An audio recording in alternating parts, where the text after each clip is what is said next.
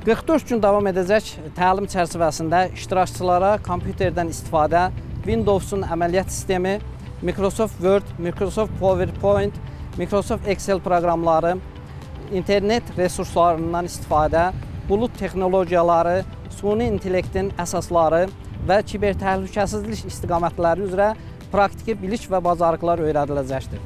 Təlim zamanı nəzəri biliklərlə yanaşı praktiki məşğələlərə də xüsusi üstünlük veriləcəkdir. Layihədə şəhid və qazi ailələrinin övladları iştirak edə biləcəklər. Təlimlər tamamilə ödənişsiz təşkil olunacaqdır. Sənəd qəbulu 27 avqust 27 sentyabr 2026-cı il tarixləri arasında həyata keçiriləcək. Təlim proqramını uğurla başa vuran iştirakçılara sertifikatlar təqdim ediləcək. Təlimlər Naxçıvan Muxtar Respublikasının Rəqəmsal İnkişaf və Nəqliyyat Nazirliyinin tabeliyində olan Naxçıvan Post və Telekommunikasiya Mərkəzinin Naxçıvan şəhərində, Şərur, Culfa və Ordubad rayonlarında yerləşən inzibati binalarında keçiriləcəkdir.